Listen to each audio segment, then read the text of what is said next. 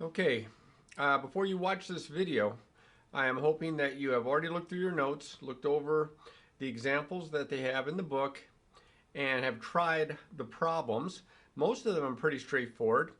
And again, you won't need a calculator for these because most of these come out to be values that are on your unit circle. So if you have your unit circle memorized for sine and cosine, that's certainly going to help. And it doesn't even hurt to have it for tangent, although I don't know how many of you have that memorized for tangent.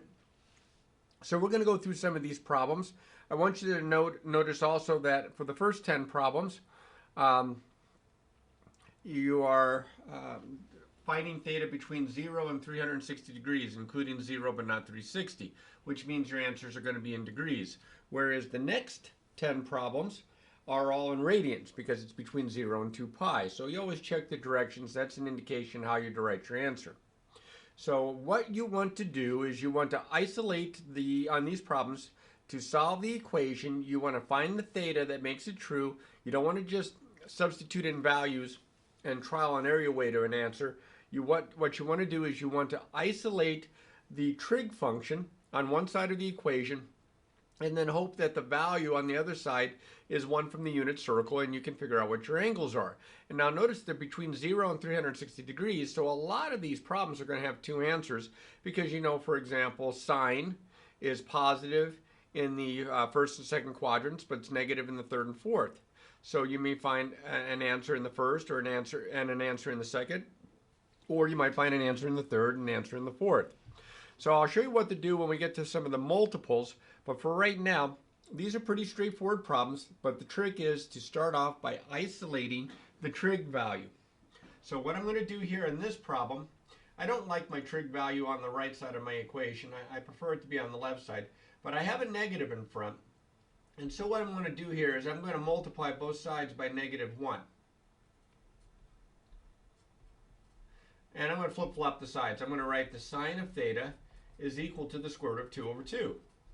Well, in this case, square root of 2 over 2 is one of those values that you should have memorized. You're going to take, if you grab the calculator, you'd have to find the inverse sine. But since this is a value that we know that sine is positive in the first and second quadrants, and it's equal to the square root of 2 over 2 at 45 degrees and 135 degrees. Now, if you're not sure, then you grab yourself a unit circle. You find it at, this was square root of 2 over 2. You find it here for, this was sine, that'd be the y value, at 45 degrees and at 135 degrees. All right? But if you know the unit circle, and you should, then this is much easier than having to refer back to it. Although by the time I get to problem 3, you're going to see why I have that unit circle available. For the next problem here, I'm going to divide both sides by -2. That will isolate the trig function. And I get the sine of theta is equal to 1 divided by -2, or -1/2. Now, -1/2 is also one of those values. Sine is negative in the third and fourth quadrant, so you have to go and figure out what third and fourth quadrant angles have a sine that's equal to -1/2. A sine is an SINE. So -1/2, that occurs at 210 degrees and at 330 degrees. Okay. Now this next one, I have the tangent of theta times 3. I'm going to divide by 3. And although I may feel pretty confident for my sine and cosine values on the unit circle, students don't always remember the tangents, except maybe when it's 1 or -1, because then it's going to be at 45 degrees or 135, 225, 315, the ones that are on the 45-degree angle, the diagonals there, y equals x and y equals the opposite of x. But in this case, I have negative square root of 3 over 3. So you can kind of think about, well, tangent is negative in the second and fourth quadrant, so my answers have to be a second and a fourth quadrant angle. Now, negative square root of 3 over 3, I kind of remember it this way. So if I'm at 0, the tangent's 0. And if I'm at 90, it's undefined. But there's the 30, there's the 45, and there's the 60. And they get bigger. This is the square root of 3 over 3, this is 1, and this is the square root of 3. I kind of remember that pattern here. Or again, go to here, and you can see that you get negative square root of 3 over 3 at 150 and at 330.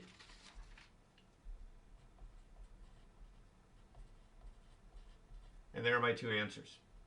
Now the next one, I have to do two steps. First, I'm going to add 3 to both sides.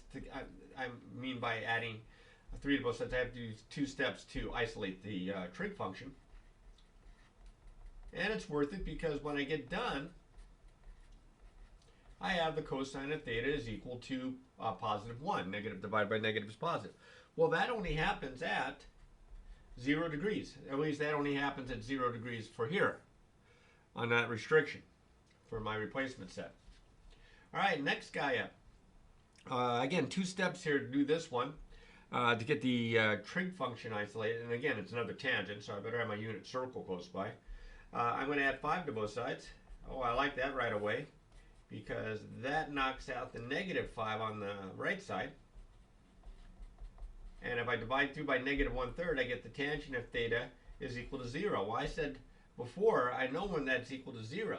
That's equal to 0 at 0 and at 180. And again, it's at 0 and 180. All right, problem number 6. I think what I'll do here is I'll add 6 cosine theta to both sides. That'll not only get my trig function on the left side, which I prefer, but it also makes it a positive coefficient. So I'll divide through by 6, and I get the cosine of theta is equal to 3 divided by 6, or a half. So when is the cosine a half? Well, cosine is positive in the first and fourth quadrants. In the first quadrant, it's 60 degrees. In the fourth quadrant, it's 300 degrees. And there's my answers. Those are my answers. So with the exception of problem number 4, I've had 2 answers each time. Oh, that might change here. When you get a multiple of the angle, things can happen. Okay, and that's exactly what I have here. I have negative 2 times theta. I'm still going to isolate my variable by dividing through both sides by 3. And I get the cosine of negative 2 theta is equal to negative 1. Now, here's where knowing the even and odd. We know that the cosine of the opposite of x is equal to the cosine of x. That's one of the even-odd identities. So I'm telling you that the cosine of negative 2 theta is the same as the cosine of 2 theta. Now, instead of solving for theta, I solve first for 2 theta. Now, that 2 is to remind me that I'm doubling whatever the angle is. So I could plug in maybe smaller angles, double it, and get that negative 1 that I want. Because I know cosine is negative 1 at 180 degrees. So what I'm going to do here is first I'm going to solve for 2 theta. And if I plug in 180 degrees, cosine of 180 degrees is negative 1. But I'm going to go ahead and add, since that's the only angle between 0 and 360, I'm going to go ahead and add a multiple of 360 onto this. In fact, just 360, and I get 540. And you say, well, why would you do that? That is not part of the solution set. Well, I'm not done. I'm solving for theta, and right now this is 2 theta. So now, if I divide through by 2, look what happens. I get 180 divided by 2 is 90 degrees. I get 540 degrees divided by 2 is 270 degrees. And both of those angles are in my replacement set. So I saw originally only one answer happening, but because it's the 2 theta, I pretty much know that however many answers I would have between 0 and 360, I can double that and then divide by 2 and get those answers both in 0 to 360. So that's kind of a tip-off there. Now, if you want to try one more, add another 360, that'd be 900. If I divide by 2, I get 450. That's too big. So I would have thrown that one out, and those are my 2 answers. By the way, I don't know if your teacher wants you to write out your answers like this or wants to write them out as a solution set. Don't forget your degree symbol. Either way, depends on what your teacher's preference is. All right, next guy up. I have the opposite of sine of theta over 2. Notice this is kind of like a multiple of theta because it's a half times theta. It's just not a multiple by an integer. And over here I have negative square root 3 over 2. Now that guy I kind of remember, but I have a negative there, so the first thing I'm going to do is I'm going to multiply both sides by negative 1. And I have the sine of theta over 2 is equal to the positive square root 3 over 2. Now sine is positive in the first and second quadrants, so there's a pretty good chance that I'm going to have two answers. Now, if you thought, well, no. Back here, you only had one value originally between 0 and 360, but because it was 2, you said it'd be 2 times as many. So shouldn't it be half as many? Well, it could. It could be half as many, because what I'm going to do is first I'm going to solve for theta over 2. I'm going to treat this like this is the whole angle here, like this is alpha or something. But you'll see here that to solve for theta, I'm eventually going to have to multiply by 2. Now, if I multiply by 2 and it goes outside the 360, then it's no good. But I think both of these work. So when is the sine equal to the square root of 3 over 2? Well, that happens at 60 degrees, and it also happens at 120 degrees. Now, since those are both relatively small angles, when I multiply both sides by 2, I get 120 degrees and 240 degrees, and those are both between the 0 and 360. So you have to check them out. It's going to take a little bit of practice. All right, next guy up. Problem number 9. Problem number 9 got a little messy there. So I went ahead and put 9 and 10 on the back here so that I'd have plenty of room. The first thing I'm going to do is I'm going to add 2 to both sides. And after I add 2 to both sides, I'm going to flip-flop the sides here. I'm going to write 2 cosine of 2 theta plus 240 degrees is equal to 2. Now I'm going to divide through by 2 both sides. These 2's cancel, not these 2's or these 2's. These 2's cancel. This 2 is a factor. And I get the cosine of 2 theta plus 240 degrees is equal to 1. Now, I know that the cosine of an angle that equals 1, that angle is 0 degrees. But because I have the 2, I'm going to double it. And also notice here, not only am I going to solve for 2 theta, I'm going to solve for 2 theta minus 240 degrees. So watch what I do here. 2 theta plus 240 degrees is going to equal, now I have to get it equal to 1. So when does it happen? It happens at 0. It happens at 360, 720, 1080. These are all multiples of 360 added on. I'm going to subtract 240 from both sides. Now, when I say I subtract it from both sides, on this side, it's just going to make this disappear. But I am going to subtract 240 from here, from here, from here, from here. And I get 2 theta is equal to negative 240, which does not look like a good choice. 360 to, minus 240 would be 120, maybe. 240 from there would be 480, maybe. 240 from there would be 840, maybe not. We'll see. Now I'll divide through by 2. I just subtracted 240 from both. That's where I got these numbers from. That's an 8 there. Kind of hard to read with my writing. And so now I'm going to divide through by 2 every one of the choices. And of course I'm going to toss off any answer that's no good here. Like this one is negative 120 degrees. That's not in the replacement set. Remember, it has to be between 0 and 360. Here I get 60 degrees. That one's good. Here I get 240 degrees. That one's good. Here I get 420 degrees. That one's no good. So my answers are 60 degrees, 240 degrees. See how they got a little fancy there with that 2 theta plus 240 there. You treat this like this is the angle. You treat it like this is alpha. And you find alpha. Alpha are these angles. And then you solve for theta. In this case, subtract and then divide. I have something kind of like this one. This one's got a little bit of a trick. Not a tough one, but a little bit of a trick, which I've kind of already shown you here. But here we go. I'm going to add 5 to both sides. I'm trying to isolate the trig function.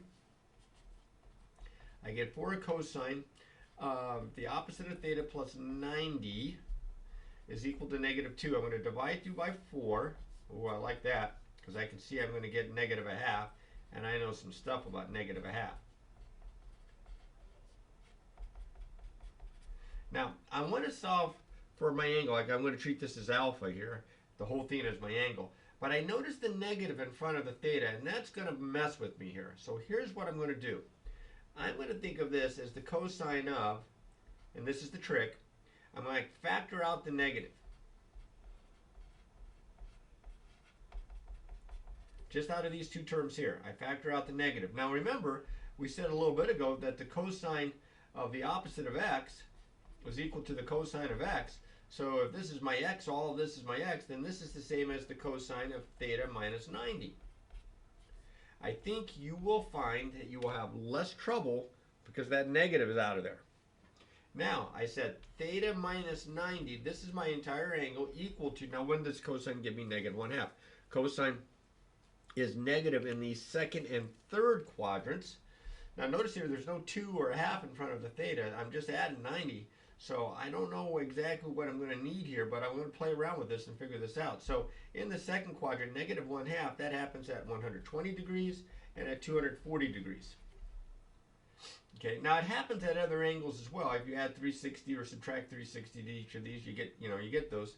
And the reason I say that is because if I subtract 360 from here, I'm almost still positive, because if I subtract 360, I'd be at negative 120, and then if I add 90 to both sides, that almost became a positive angle.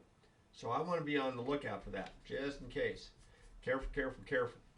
So I'm going to add 90 now to both sides, which in this case means both angles here. And I get theta is equal to 210 degrees, that one's good, and 330 degrees, and that one's good. And there is a way to check your work, by the way, on these. You just plug them back in for theta, but it'd be kind of a pain in the keister. All right, that's the first 10. Those are the ones that involve degrees. The ones that involve radians are very similar, except, of course, your answers are in radians. So more of the same stuff. Again, notice here between 0 and 2 pi, including 0 but not 2 pi, so I'm going to put my answers in terms of radians.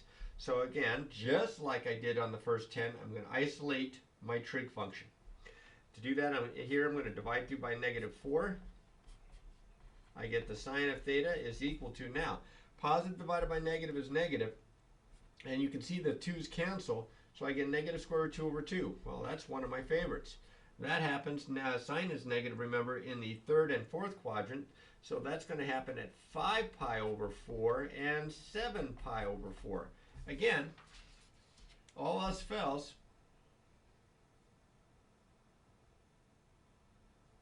use your unit circle. You should have it memorized, though. Save you some time here. Now, the next problem involves tangent, and so I'm not quite as strong with tangent. Well, we'll see what we can do here. I'm going to get the tangent function all by itself, so I'll divide through by 6. I get the tangent of theta is equal to, now you've got the 2 and the 6 here. You know it's negative. 2 goes in once, 2 goes in 3 times. I get the negative square root 3 over 3. Now, some time ago, I saw that negative square root 3 over 3. There he is. Way back here, negative square root 3 over 3. Remember, it was 150 and 330? So that means in radians, 150 is 5 pi over 6, and 330 is 11 pi over 6. Or again, find it there. Next guy, I think that was my only tangent one. Was that my only tangent one on? Yep, no, one more tangent one, number 17. All right, so number 13 here. I don't like the fact that the cosine is on the right. I'm going to flip-flop both sides, but before I do, I'm going to divide both sides by 6. So I get the cosine of theta is equal to, and this is going to be negative, and 3 goes in once, goes in twice, up, negative square root 2 over 2. Well, it's almost like the problem that I did above, except that one's sine. So this one's cosine. Cosine, remember, is negative in the second and third quadrants. And that would mean 3 pi over 4 and 5 pi over 4 for my unit circle. Here, I'm going to subtract 1 from both sides, which is nice. I get 4 equals 4 cosine theta, and then I divide both sides by 4. And I'm going to flip-flop the sides here, and I get the cosine of theta is equal to 1. Well, that's about as nice as you could hope for. That's 0 radians. Not degrees. They want it in radians. See, 0 is okay. 360 is not, or 2 pi is not. All right. For once, I had my phone on silent.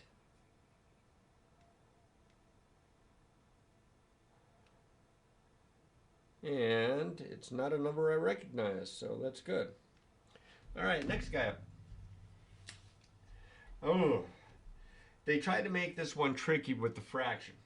You just have to deal with the fraction. That's all. You're still isolating the trig function, and I'm going to do that by adding 1 to both sides. Now, here's where the fun happens on this problem.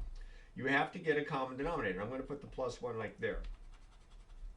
The common denominator would be 2. So this would be negative 2 minus the square root of 3 over 2 plus 2 over 2, which is negative 2 minus the square root of 3 plus 2 all over my common denominator. And you can see what happens. I get the cosine of theta is equal to negative square root of 3 over 2. Now I just said this a little bit ago. Cosine's negative in the second and third quadrants. So when is it square root 3 over negative square root 3 over 2? Well, that's going to happen at 5 pi over 6 and 7 pi over 6. All right. Number 16. Careful again with the fractions. I'm going to add 1. I'm isolating that cosine. These cancel. I get negative 2/5 cosine theta equals, now I have negative 4/5 plus 1. Scratch work. Negative 4/5 plus 1 is the same as negative 4/5 plus 5/5, because 1 is 5 over 5. And if I add the numerators, I get positive 1/5. Now I'm going to divide both sides by negative 2/5. Now when you divide by a fraction, that's the same as multiplying by the reciprocal, which is negative 5/2. So I'm going to multiply both sides by negative 5/2. I get the cosine of theta equals positive times negative is negative, and the 5's cancel. 1/2. Oh, see, that really fell apart nicely. So theta is equal to, all right, so cosine again, negative in the second and third quadrants. So that's going to be at 2 pi over 3 and at 4 pi over 3. Check your unit circle if you don't believe me. All right. Now they get a little bit more fun. All right, next guy up. And I have some where they're adding values and, oh, no multiples. That's good. I forgot about that. So I'm going to, first off, I'm going to isolate the trig function here. I'm going to divide both sides by negative 3, which is nice. Tangent of theta plus pi is equal to 1. Well, the tangent is 1 when you're at pi over 4 and 5 pi over 4, first and third quadrant. So I'm going to write theta plus pi, the angle, that's like my alpha, is equal to, the tangent of it's equal to 1 at pi over 4, 5 pi over 4. And you think, well, that's all that you're going to probably need. Now, because I am going to have to subtract pi, I can see this is going to be negative when I subtract pi from it. So I'm going to go one more. I'm going to go for a coterminal of that. So I'll add 2 pi onto that. That would be 9 pi over 4. You say, well, how'd you know this was coming? Because I've done these before and I've practiced them. So now, and that's what you need to do, I'm going to subtract pi all the way here, and I get theta is equal to, now, pi over 4 and negative pi, which is like negative 4 pi over 4, is negative 3 pi over 4. This is no good. We're subtracting pi, again, common denominator before, so this would be like minus 4 pi over 4 is going to give me pi over 4. That one's okay, this one's not. And 9 pi over 4 minus 4 pi over 4 is 5 pi over 4. And there's my guy right there. And these are my answers. Pi over 4, 5 pi over 4. On these ones where you're adding or subtracting, you might have to check some coterminals just to play it safe. I'll show you that again in this next example, number 8.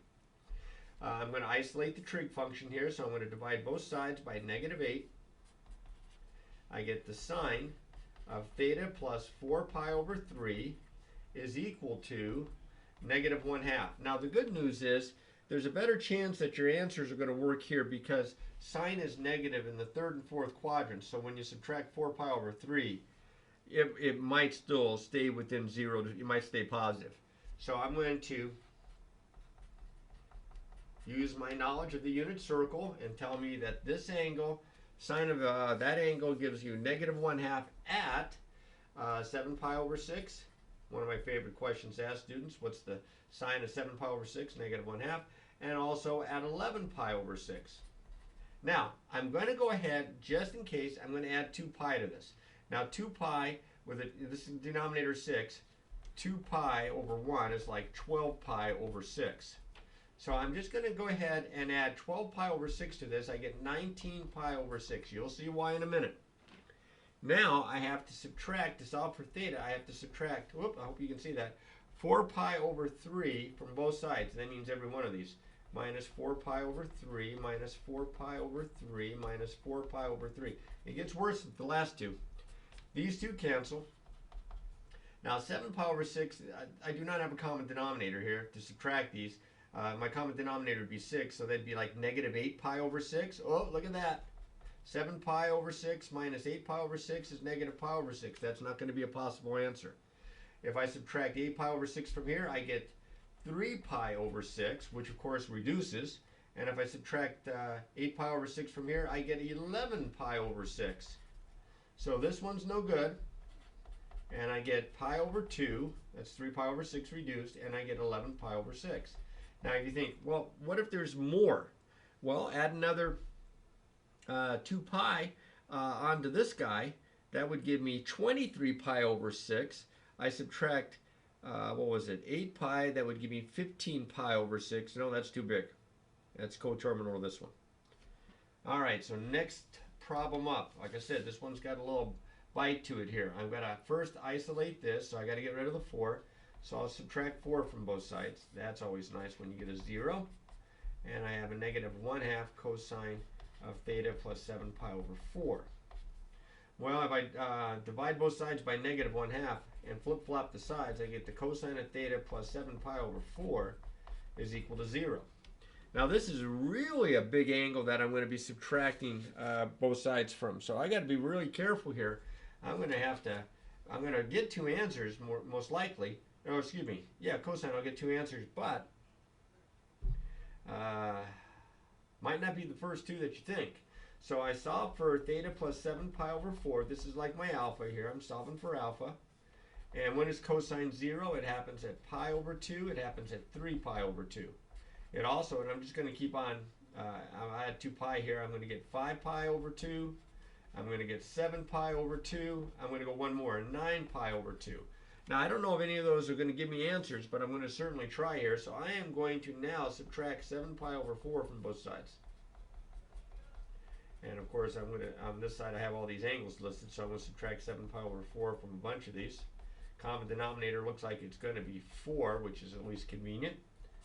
And I get theta is equal to pi over 2 minus 7 pi over 4. This is going to be negative. My common denominator would be 4, so this would be like 2 pi over 4 minus 7 pi over 4 is negative 5 pi. Oop, 5 pi over 4. That one's not going to be any good.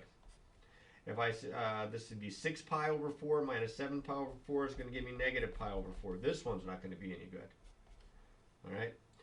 5 pi over 2 minus 7 pi over 4. This would be like 10 pi over 4 minus 7 pi over 4 would be 3 pi over 4. That's in there. That's in the 0 to 2 pi range there. Multiply top and bottom by 2. 14 pi over 4 minus 7 pi over 4 is going to give me 7 pi over 4.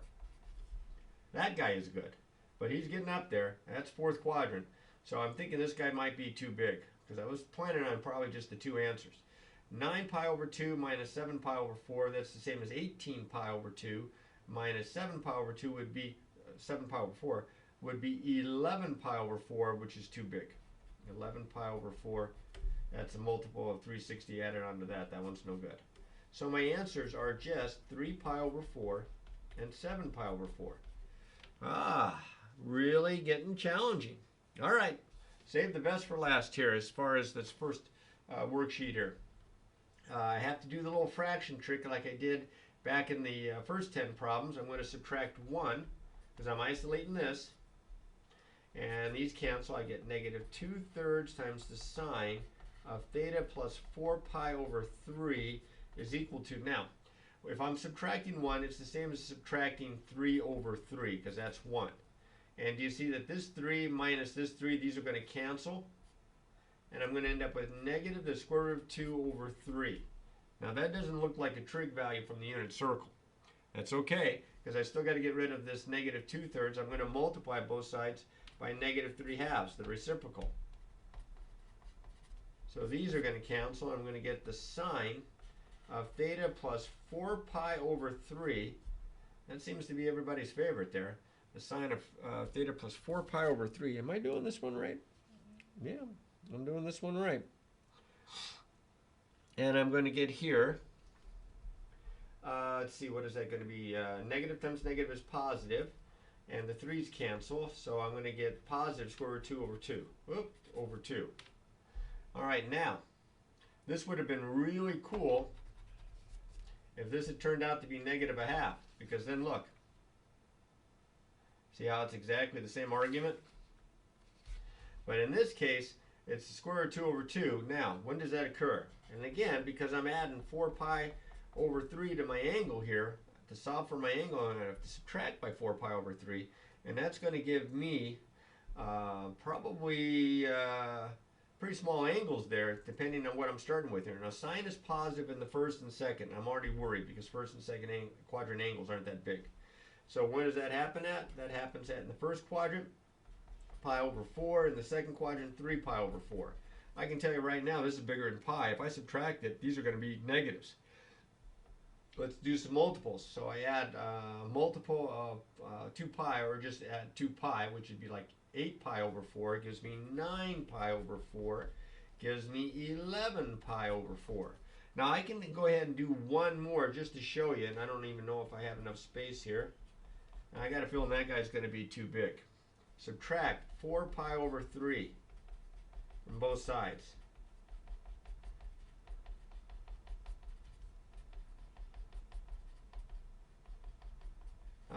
Look at that. The denominators are 4 and 3. My common denominator is 12. Yikes. Well, I can tell you right now this is going to be negative. Let's just show you. Top and bottom by 3, top and bottom by 4. I'm going to get 3 pi minus 16 pi is going to be negative 13 pi over 3. No good. Toss it. I think I did that right. Let's see. That's 3 minus 16 is negative, negative 13 over 12. Common denominator is 12. Woo! Almost screwed that one up. But it's still negative and it's no good. Now here, that would be 9 minus 16 would be negative 7 pi over 12. No, still negative, still no good. 9, that would be 27 minus 16 is 11 pi over 12. That guy is good. I know I got 11 pi over 12. That's one of my answers. And I think this guy's going to give me my other one. So that's 33 minus 16 is 17 pi over 12. And that's less than 2 pi because 17 over 12 is less than 2. And if I go ahead just to show you, multiply top and bottom by 3, top and bottom by 4, I get 51 minus 16 would be 35. I think I got this. Let's see. What did I just say? Multiply 51 minus 16. 51 minus 6, 35 pi over 12, and that's bigger than 2 pi, so this is no good. So here are my two answers. If I can write it. There, I got it. All right, that one's a peach, okay? No doubt about it. That one's got a little bite to it. All right, but those 20 problems are the kinds of problems that you're going to want to practice because you know there's going to be a quiz on solving equations before you know it. All right, now, the other part of your assignment, which I don't know if this is extra credit or what, it's kind of a unique looking thing there, in that what they want you to do, let's see if I can put my papers in the right spot here, is they wanted you, I'm making a mess with my stuff. Okay, move all that over there. I got it now. All right, so now they want you to simplify some of these expressions. It says, are you trig rational? It says directions. Solve the following equations using your skills. I'm sorry, the following question using your skills, because not equations. With trig expressions and simplifying rational expressions. Record your final answer in the space at the right. Good luck. Well, if you do this numbers at the right there, then there's a little trick at the end to check to see if you've got correct answers here. But first things first, it says, which choice is the sum? This pencil has just about had it, so I'm going to have to go to a different one here. Which choice is the sum? Sum meaning, of course, add. Of 2 over cosine minus 2 and cosine of 2 minus cosine. Now I notice that my denominators are opposites. So I'm going to use that to my advantage, because sum means I'm going to add here. I am going to multiply top and bottom of this one here by -1. And so that gives me 2 over cosine of x minus 2 plus negative cosine of x over the, if you multiply through by -1 here, you get -2 plus cosine of x, or better yet, it's cosine of x minus 2. So if I combine my numerators, I'm adding 2 plus a negative cosine x, so that's going to be 2 minus cosine x, all over cosine x minus 2. These are opposites, so this goes in once, this goes in -1, so I end up with -1 over 1, which is -1, and that's answer 2. All right. You're going to be probably looking at some equations where you might have to do some of these steps. All right, next guy up, this one says find the value of the expression. This one's multiplication. Now, when I multiply rationals, what I like to do is I like to see if I can get all my numerators and denominators factored, and then look to see if anything cancels top and bottom. And believe it or not, this stuff factors. See, 16 minus sine squared x, this is like a difference of squares. This is like a squared minus b squared. 4 times 4 and sine x times sine x. There's your a and your b. So this is going to factor into 4 minus, let's see if that's in the side here, it is, 4 minus the sine of x times 4 plus the sine of x. My denominator has a GCF of sine of x, so I get the sine of x times sine of x plus 4. Times, well, my numerator does not factor in the second rational expression, but my denominator has a common factor of 2, and that gives me sine of x minus 4. Now look what happens here. Some pretty cool stuff.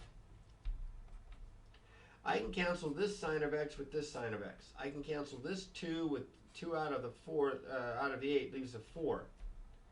Now, these are exactly the same. I know they're in different orders, but addition is commutative, so these cancel as a factor of 1. But these are opposites, kind of like I had above in problem 1.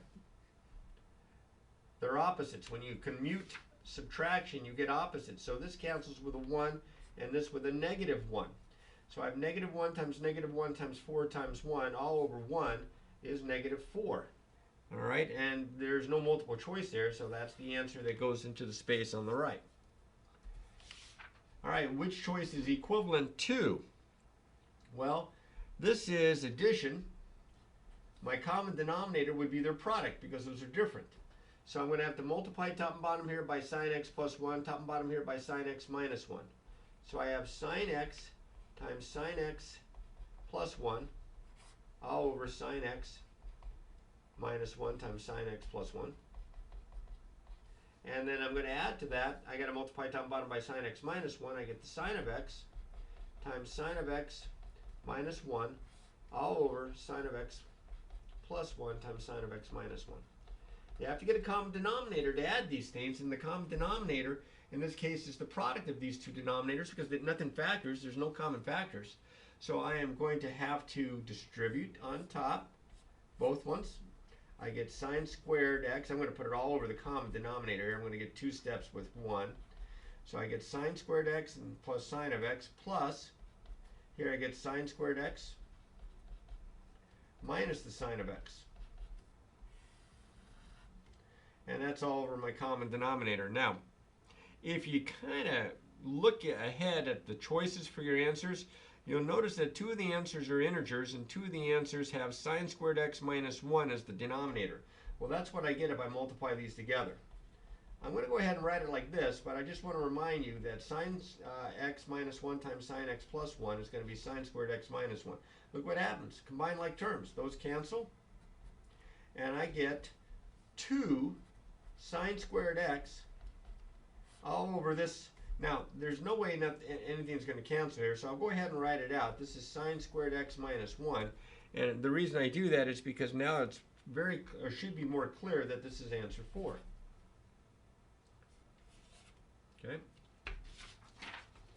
For problem number 4, subtraction, they already have a common denominator. That's great. So that means I can go ahead and combine the numerators and put it all over that common denominator, which is nice. I wish the last one had been so nice. And in this case, I got to do a little factoring, like a difference of squares here. Again, a squared minus b squared, if you can see this, is a minus b times a plus b, conjugates. Well, these are going to be conjugates just with trig functions. This is going to be the tan of x minus 2 times the tan of x plus 2. And you can see why it's important to factor that is because these two factors cancel out and it simplifies all the way down to tan x plus 2, which is answer 2. Put that in the spot. Now, this one is not quite as nice because they do not have common denominators and you just can't add 2 to top and bottom.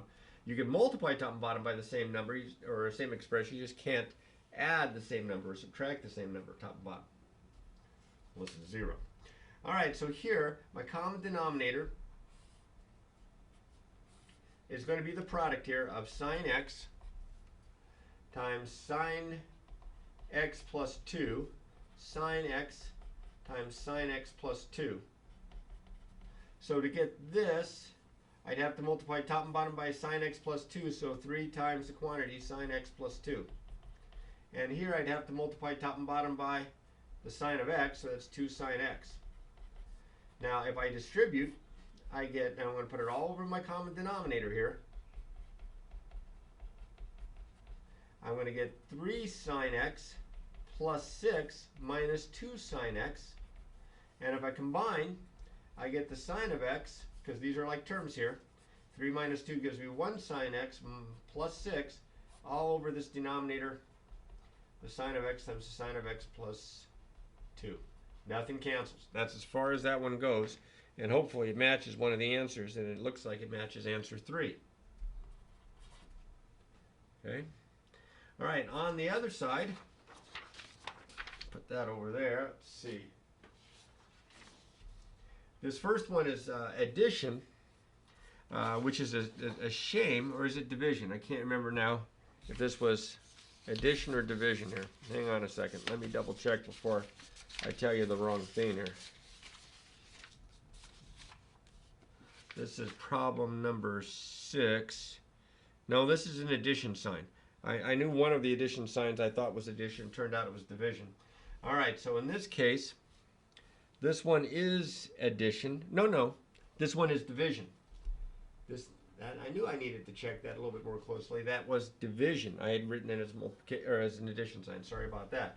So kind of like with multiplying, you want to factor everything that factors in the numerators and denominators. But remember, division is the same as multiplying by the reciprocal. So up top here, I have a difference of squares. This is sine x minus 1 times sine x plus 1. On the bottom, I have a GCF of the sine of x times sine of x minus 2. Here, this is going to be times, flip it, 6 sine x all over the sine of x plus 2. And that's as far as that one, I believe, goes.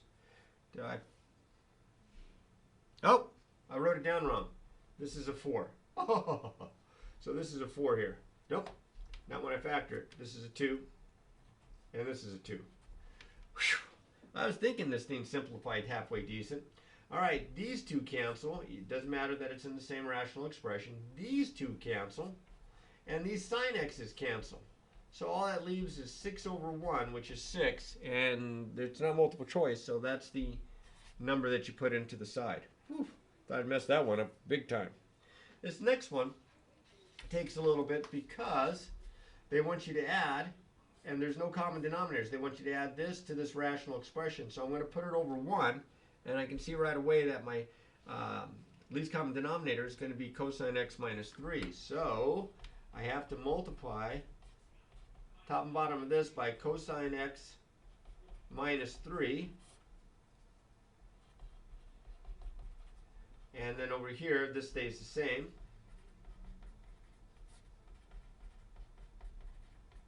So now I have to distribute here. I get cosine squared x minus 4 cosine x. I'm doing FOIL. I said distribute twice. Plus 3 over here. Just go ahead and combine it all over the same denominator, cosine x minus 3. Well, these 3's cancel. That's about the only good news. I can combine these. They're like terms. So I get cosine squared x. A minus 4 and a plus 3 is a minus 2 cosine x. and that's all over cosine x minus 3. I can factor a cosine x in the numerator, but it doesn't look like anything on this one simplifies. Nothing cancels top and bottom. So probably your best choice here appears to be answer 3. Okay. Last 3 here. They've been so much fun. All right, problem, actually not so bad. Problem number 8 says, which choice is the simplest form here? Common denominator here. Here, top and bottom by this denominator. Here, top and bottom by this denominator. So I'm just going to go ahead and multiply it out. I'm going to multiply the top. That's going to be 1 times cosine x plus 1. Of course, that's just cosine x plus 1. Over cosine x times cosine x plus 1. Plus, here, multiply top and bottom by the cosine of x. And that's all times cosine x plus 1. So if I combine like terms here, I have 2 cosine x plus 1 all over cosine x times cosine x plus 1. And nothing, I don't think anything cancels here. That looks like that's about as far as that guy is going to go. So that looks a lot like, see, problem number 8. That looks a lot like answer number 1. Put that one in the spot. Next guy up. They already have a common denominator. It's 2. I'm going to go ahead and multiply, and add. So multiply, these are like conjugates. I get sine squared x minus 1 plus, here I get cosine squared x minus 1. Now that gives me, you ready for this?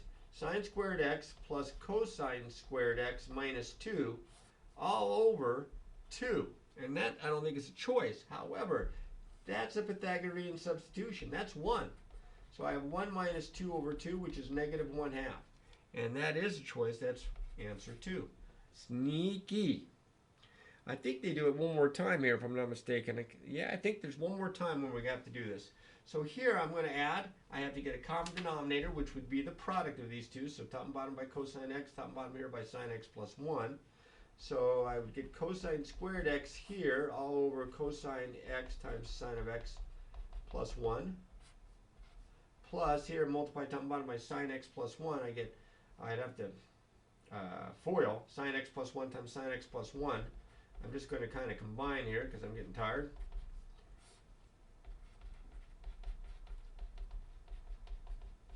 All right, so now I'm going to combine all over the common denominator of cosine x times sine x plus 1.